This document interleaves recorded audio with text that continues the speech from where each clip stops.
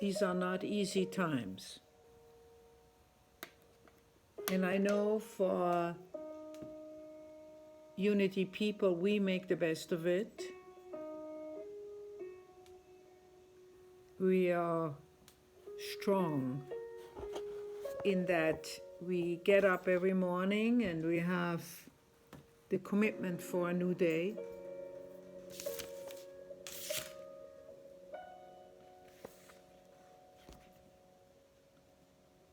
So it is interesting to take that quote from Matthew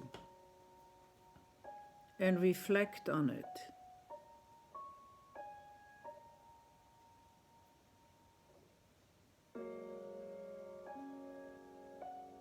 Now come to your own sense of where you are, using your sensory perceptions, your sound, the sounds in your room, where you're sitting. Allow yourself to be really comfortable and upright.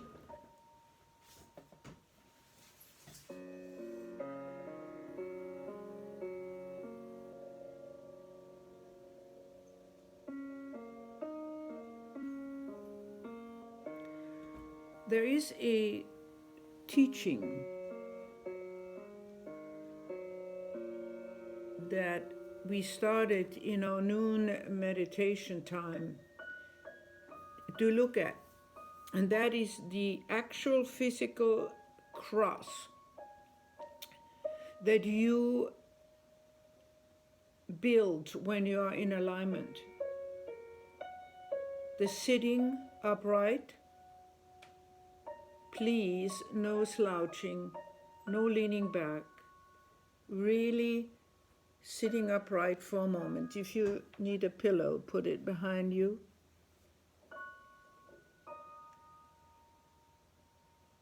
Your feet on the ground. Your breath down into your belly. That is the vertical alignment that your very physical self symbolizes. As above, so below. And then you can do that. Stretch out your arms. Wherever you are right now, nobody will watch you. So stretch out your arms, and that is your horizontal line. Those hands are what you touch, what you create with, what you heal with. And where are these two lines meeting is at the heart chakra. The vertical and the horizontal. We will work more with this symbolic physicality. But today our meditation is to walk with the help of our breath. Take a deep breath, and then with your exhalation, travel across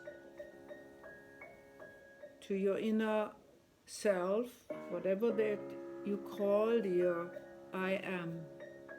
Just learn to walk across,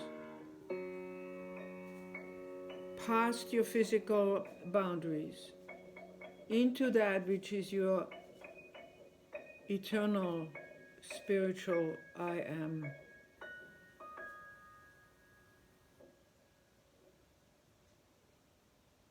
We want to go today to a fountain that we discovered, a fountain of joy, Joy. Realizing that in the midst of all that is going on, We have a God. We have a religion of joy.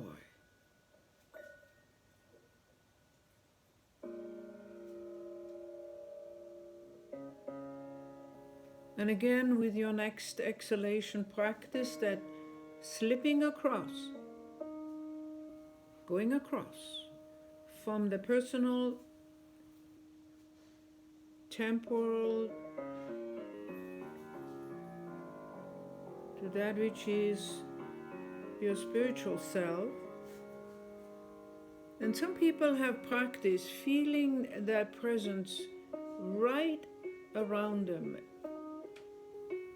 as something very loving, very gentle. Some people been practicing this concept of isness, unjudgmental.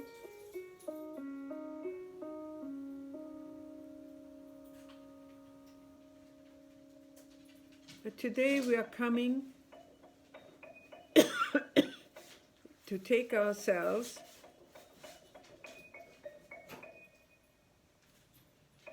to a little fountain. You can visualize that if you make pictures inside, or you can just affirm, I am coming in this prayer time to a special fountain that Spirit has prepared for me. It is the fountain of joy.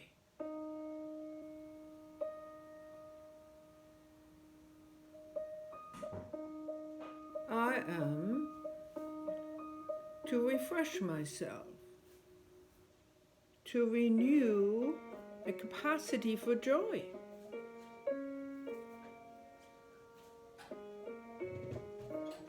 We're not talking about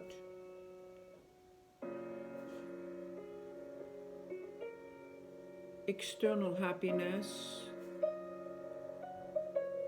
even laughter. It is a divine quality.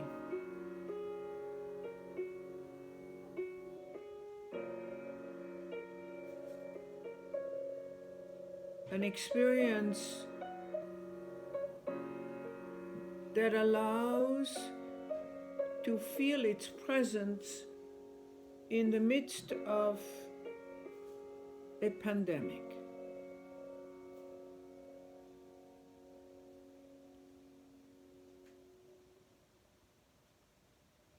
So we come to that little fountain, we come to that center of joy, and I ask you to dip, to fill,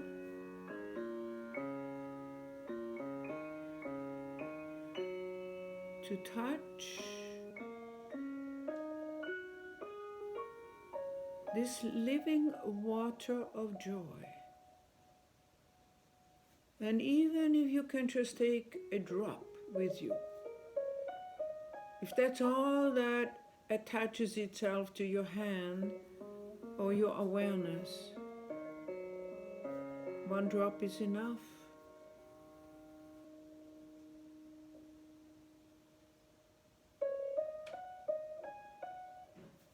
So in our spiritual fellowship, we come together in the name of the living Christ, who is our way shore,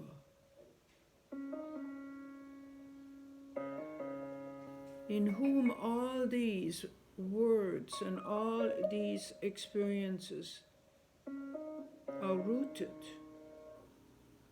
are grounded.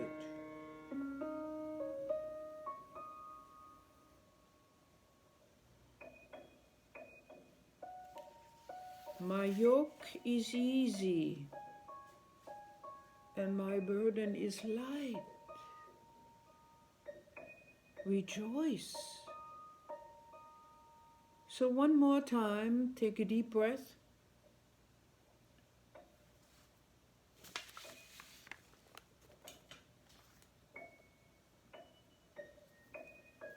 One more, dip your hands or affirm your alignment with this living water of joy. Or fill your cup if you want to be more picturesque to drink from. To bring joy back into your experience of the everyday, of the mundane.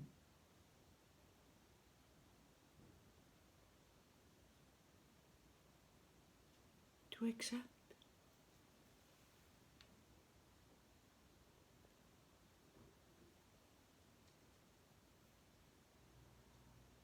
That this is given freely.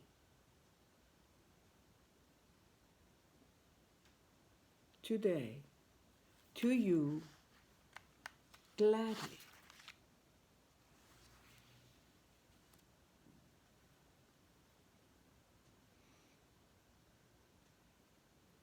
And before we come out of our meditation, I would like us to take this affirmation that we speak. Take it with me. I will speak it slowly and have you present with your gift that you just received, still with your eyes closed. Join me together. I have you muted, so I will not hear your voice, but I'm just inviting you to speak it along. Divine love is doing its perfect work here and now. Divine love harmonizes. Divine love adjusts. Divine love prospers. Divine love foresees everything and richly provides every good thing for this organization now. Divine love foresees. Divine love is now victorious.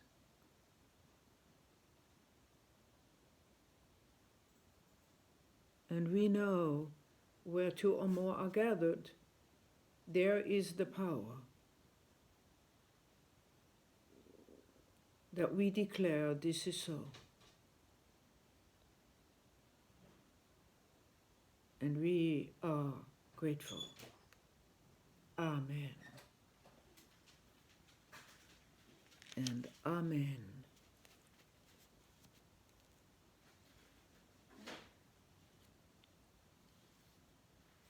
I invite you to come back slowly, gently.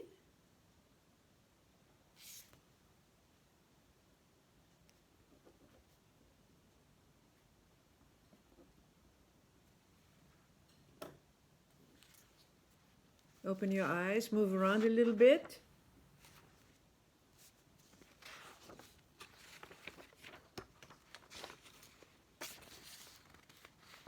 I have a story today. I will tell you that story.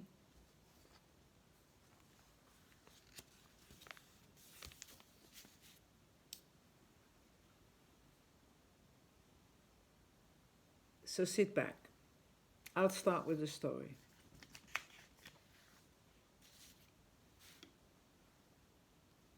Hello, everybody. The story is called When God Gave Up on Humans.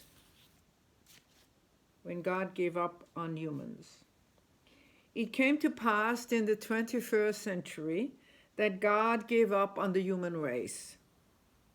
So he scrawled his message across the sky in words that were understood by every tribe and nation. And it said, "You are on your own. In 20 centuries, you have failed to love each other. You use me as a reason to hate and kill. You poison the planet. I'm done with you. You will have to find me in each other from now on." So the people on earth wept and worried, what will we do now? Oh, I'm losing people going and, okay. You have to forgive me, but we have what's called a waiting room, as you probably know, in this technology. And when people come in, I have to open the door.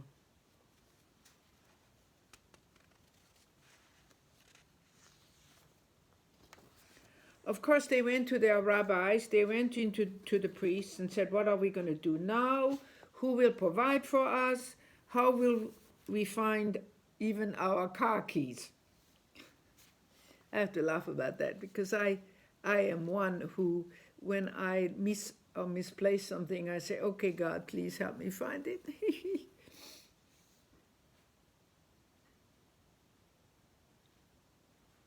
So over the years, we, 20 century long, have become like children in our notion of God. And we started to make God responsible for everything. God did this, God did that.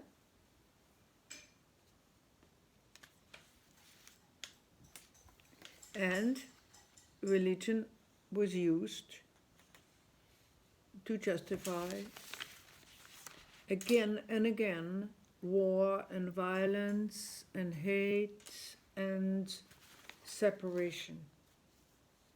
So years passed and season changed and life on earth changed dramatically when God left people to themselves.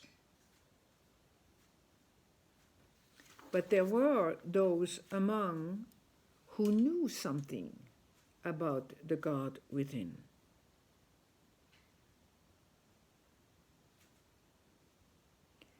One of the interesting things that when God left us humans to ourselves, people stopped fighting over what God meant in the Bible or the Quran.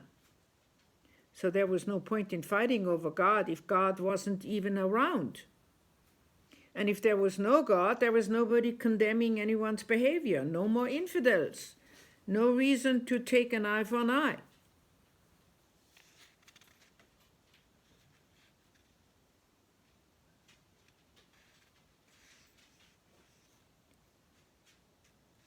They sought out the rabbis, they sought out the ministers, they sought out the priests, in the hope that they would mediate between themselves and their fate.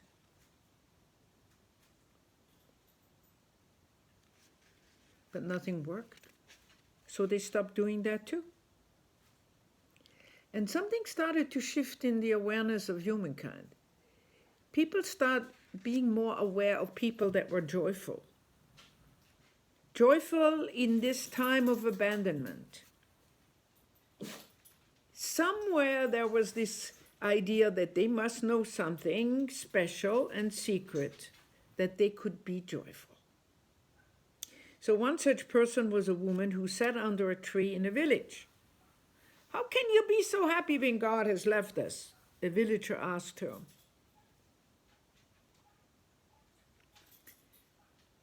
"Only that God who was far away has left," she answered. "The spark inside still remains. It is our breath. That, to me, is God. If I'm breathing, I'm being breathed by God. And for that, I am joyful. I am not alone." So a soldier came to the woman and put down his gun and sat beside her. I have been a patriot. I have gone to war for God and my country. I do not understand why God has left me. I do not know what to do. She smiled and took his hand. She said, those ideas in your head you have learned from someone else. Have you learned that you have a voice within you? I do not know of this voice inside me, nor do I know what that voice has to say, he said. Then you must sit with someone. And here is the very treasure and the core of this morning. She says, then you must sit with someone and tell your story, for only then will you hear it. And when you are done with your story, listen to the story of the one who heard you. Be real when you speak, and be ready when you listen. For it is in that conversation that you will find the answer for your next move. The wise woman under the tree counseled people through the day, and other women joined her around the world, doing the same thing, inviting people honestly to tell their story, but then sincerely and respectfully listen to the story of the other. So they helped people grow up with a view of the Holy One deep within. They passed that secret. Excuse me, there are more people joining us.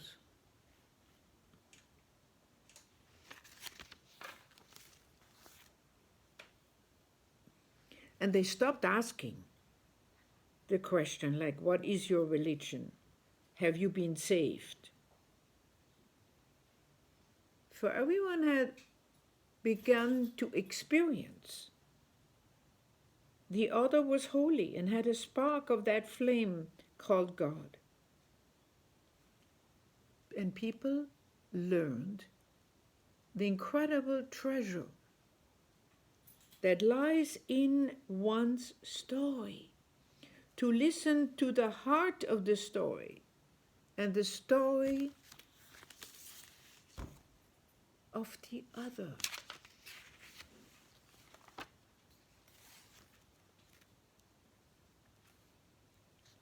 Such was the beginning of a change on the planet, a replenishing of the soil and a cleaning of the water.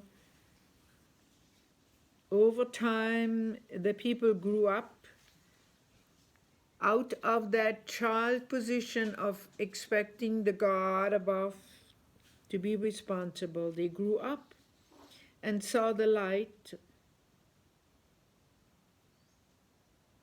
And once they found God in themselves and each other, the people rejoiced and were glad. Rejoiced and were glad. So my morning with you is continuing about joy. Somebody said it is hard to bear God. It is hard to bear God. It is hard to step into that absolute surrender of this being a curriculum, this life predestined in that way as a curriculum, not in how I react to it and respond to it. But it is even harder not to bear God.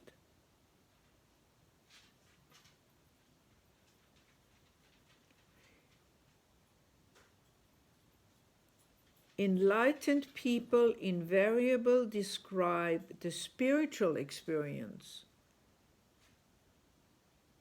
of God as resting, peace, delight, and joy. If our religion, if our teaching, if your path, if your understanding of unity has no deep joy and no inherent contentment, then it is not yet the real thing. We come out of histories where religion was about fear, punishment, sinfulness, whatever. We step across that into the teaching of unity.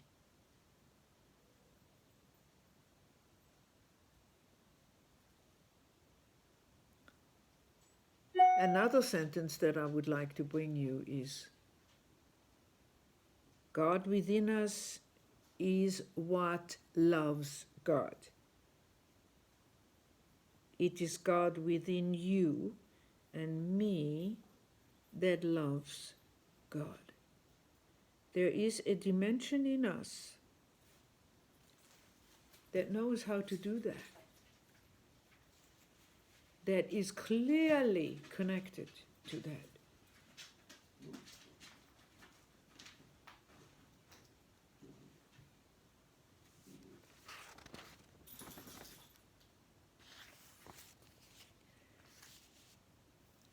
So, dear friends, I don't know where you are at with the gift of this morning, with that which you're holding in the meditation that was given to you, that essence of joy. I perceived it as just a drop on my finger that was enough, that I took gratefully with me into this experience with you. If I want to kind of bring it all together, we are to have a God within, but one that gives you the gift of joy. Last Sunday we talked about Jesus's interpretation of that statement, how he, by his life and by his example, showed us about the burden and the yoke, but only if I'm in this alignment with myself. Remember, we entered the meditation on a very physical level as a cross, the vertical and the horizontal, crossing here at the center of your being, of your heart.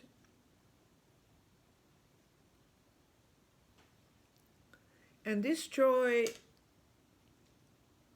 is known by your spiritual self. This God within is known by your spiritual self. This is not something you have to go seek. You don't have to discover it. You don't have to make a journey to India.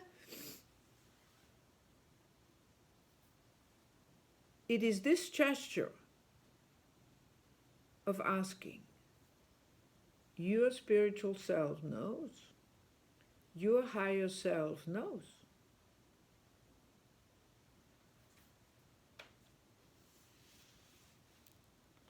So maybe God had to take a break.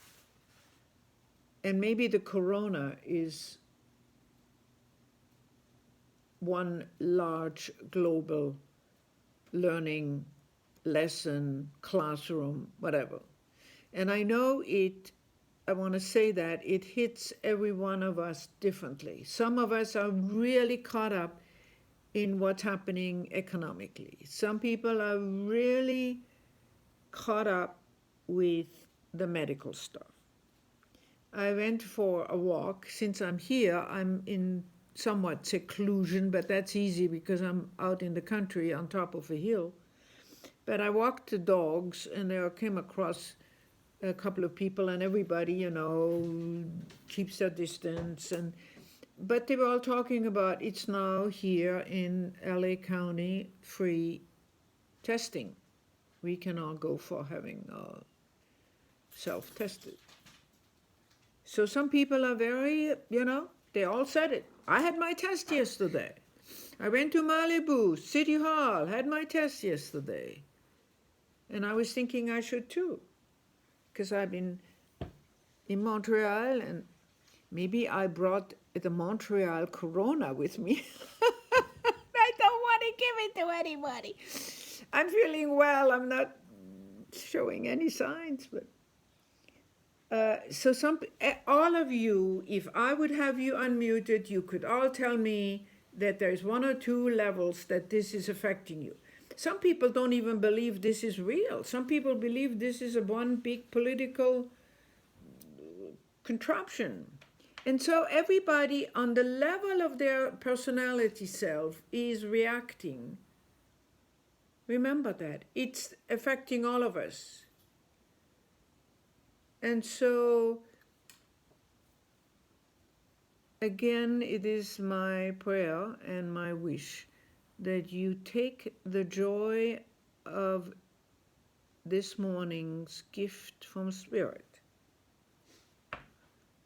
into your day. You need to balance the news, your own fear, your own behavior. You need to balance it with joy.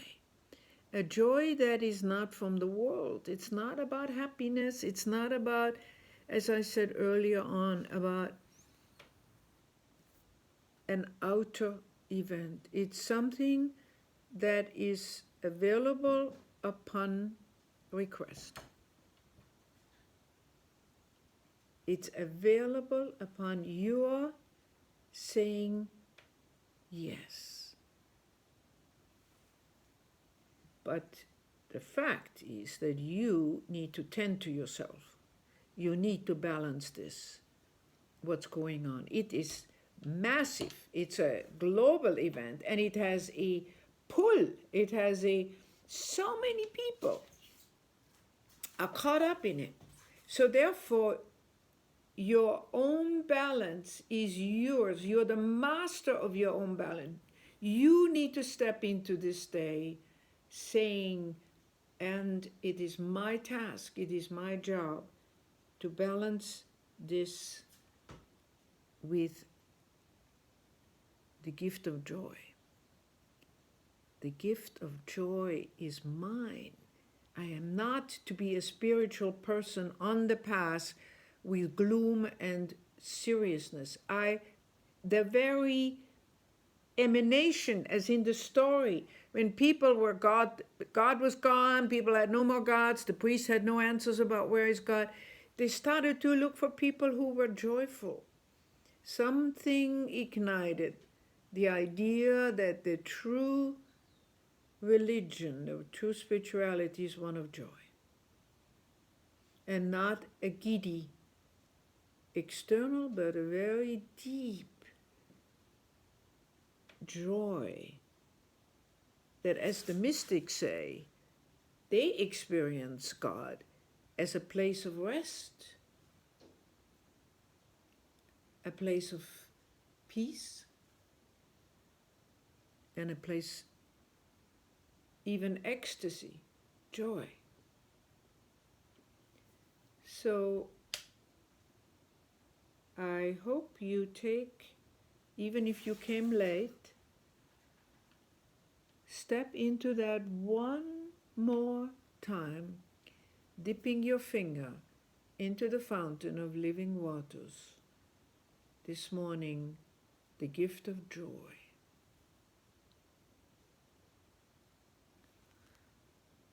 Well, dear ones, I want to say something about announcements. We do have our noon prayer via Zoom every day, Monday through Saturday.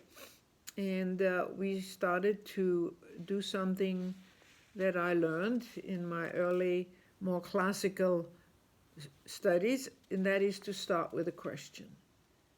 We are inviting everyone who wants to pose a question, and we use the question to enter the dialogue and the meditation.